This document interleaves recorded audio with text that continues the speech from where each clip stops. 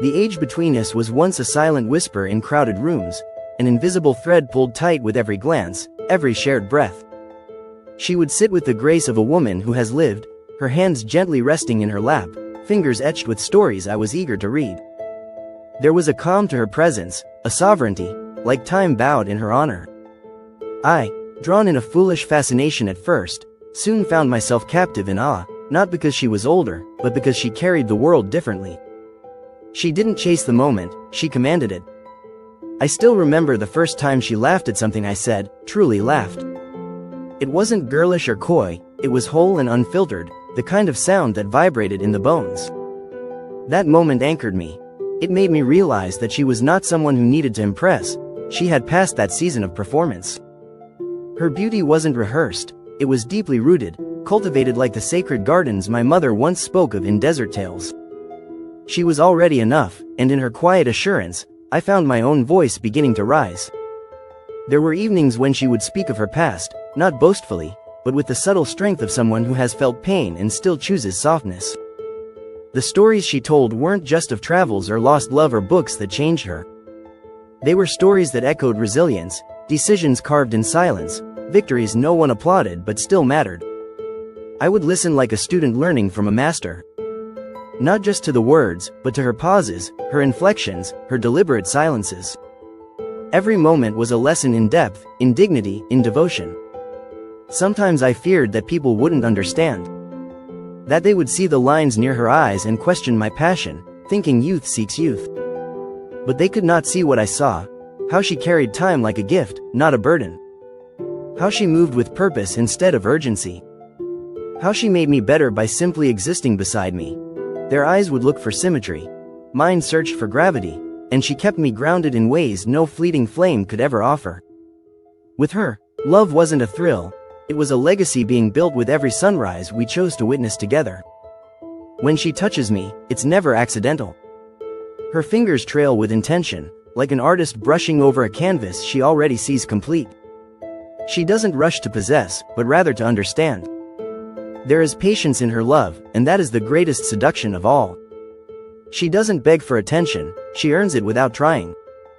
And I, younger but not naive, find myself chasing her still, not because she runs, but because her spirit moves with wind, wild and impossible to hold in one hand. Nights with her are quieter. We don't seek noise to feel alive. We light candles, pour tea, read poetry aloud in turns. She challenges me to think wider, feel deeper. She opens books with marginalia left behind by her former self, and I marvel at the layers I've yet to touch.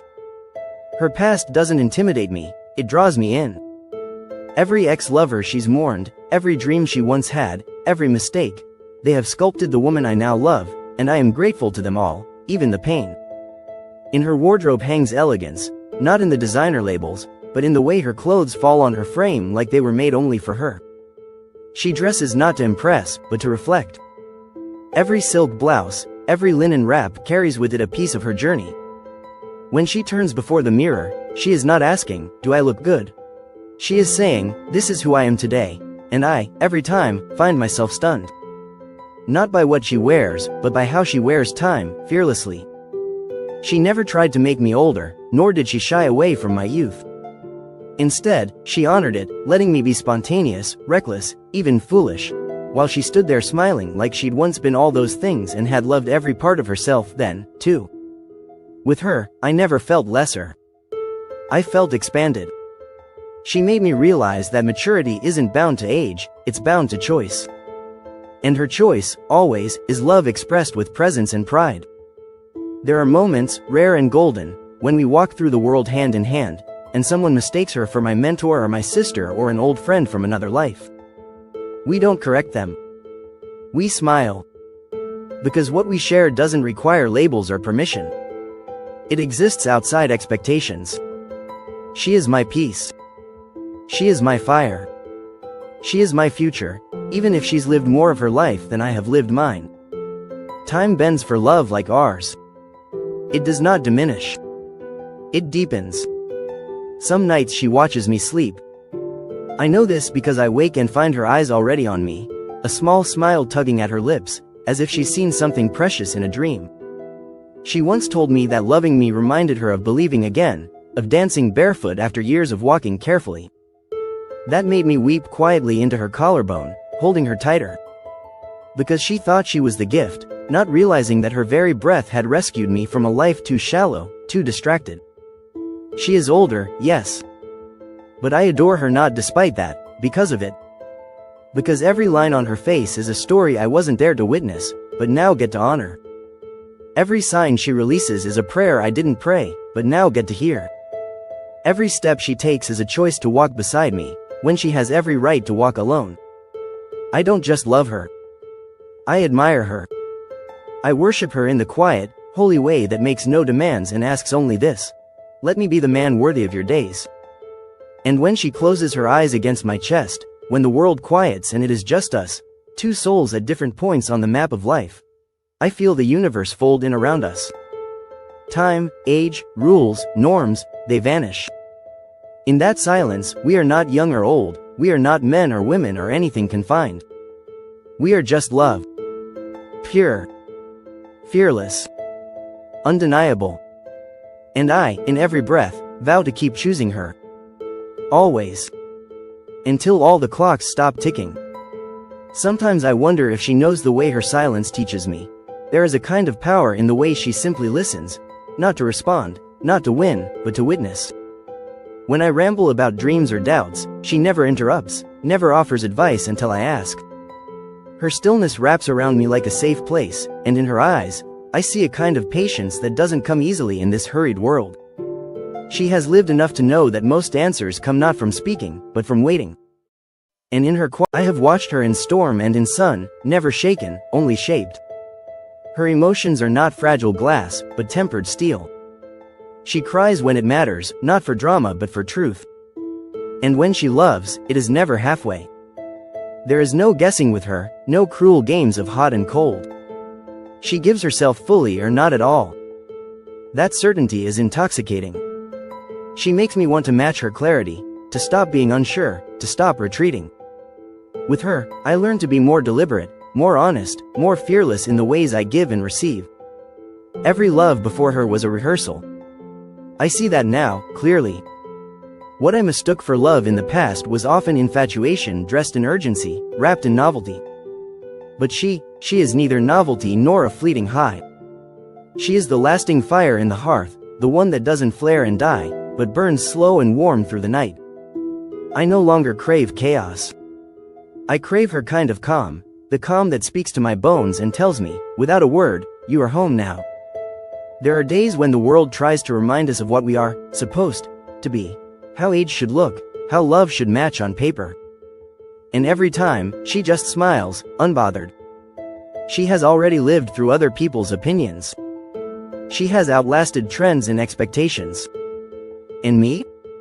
I follow her lead. I let the world say what it will. Because in the sanctuary of our connection, we are untouched. We are proof that real love needs no permission slip, no symmetry, no explanation. Just two hearts choosing each other, over and over again. She sometimes wears her hair up when she's working, a pen tucked between strands, eyes focused. And I'll watch her, the way her brows furrow, the way her lips part slightly when she's lost in thought. I don't interrupt. I just memorize. Because there is something sacred about witnessing a woman so in tune with herself, so alive in her purpose. I think that's what most people miss. Beauty is not only in how someone looks, but in how they exist. And she exists like a sunrise breaking through years of night. When she reads poetry aloud, her voice slows, like she's trying to savor the taste of each word. And in those moments, I understand that she is not reading for me, but for herself. For the version of her that once waited for this kind of love. And I feel honored to be near her then, not as a savior, not as a fantasy, but as a real man who showed up when she no longer believed someone would. I do not rescue her. I simply walk beside her, proud to be in the presence of a woman who no longer needs rescuing. There is a strength in her softness, and I think that's what makes her so rare. She is not cold from the world's wounds, nor naive to them. She is soft because she has survived. She still reaches for flowers, still watches the moon, still believes in second chances. And to love a woman like that, A woman who chooses to be open in a world that tried to shut her, is the greatest privilege of my life. She is not older in the way the world defines it. She is richer, deeper, wiser, and I am endlessly drawn to the gold inside her. And when the day ends, when her makeup is gone and she's wearing that worn t-shirt she never lets go of, when her hair falls loose and her face is bare and unguarded, that's when I love her most. Not because she's undone, but because she lets me see her fully. No masks. No illusions. Just the woman who trusted me with her time, her truth, her tenderness. I pull her close then, whisper against her temple, and she sighs like someone who finally knows. This love, this life, this man, was always meant for her. Some mornings, I wake before she does, and I simply watch her sleep. The early sunlight catches on the edges of her face, softening everything, making her look like something drawn in a dream.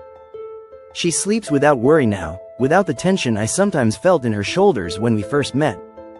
That peace, that quiet comfort, means everything to me, because I know she didn't always rest like this. The world had once made her strong by necessity, not choice. But here, in our shared sanctuary, she lets her guard down. And in those still, golden moments, I feel the immensity of my role, not to protect her like some hero, but to honor her, daily, through love that asks for nothing but truth. There are traces of time on her body, and I find each one beautiful. The laugh lines near her eyes, the faint scars she doesn't try to hide, the curve of her hip that tells me she has lived, really lived. I worship these pieces of her as though they were scripture. Because they tell stories she doesn't always say out loud. I don't want a blank slate. I want someone who has chapters written in ink and ash and rose petals. Her body is a map, and every time I touch her, I am reminded that I am not the first, but I could be the last, if I am wise enough, grateful enough, tender enough to stay. When she speaks of the years before me, she does so without bitterness. That alone stuns me. To hear her speak of past heartbreaks, of lessons carved in loneliness, and to still see her eyes shine with hope, that is courage. And what humbles me most is not her strength, but her choice. She chooses me, with all my flaws, all my inexperience. She doesn't need me to be older or wiser, or perfect. She just needs me to be real. To be present. To be the kind of man who sees her not as a trophy, but as a universe. And I do. Every single day, I do. In a world obsessed with youth, I found my forever in a woman who walks with time as her ally, not her enemy. She doesn't cling to what, she embraces what is. She looks at the future without fear, and that makes me want to build it with her. I know there are years between us, but what we have collapses those numbers into irrelevance. Because love doesn't count candles on a cake. It counts the moments when you choose each other in the silence. And I will keep choosing her, again and again,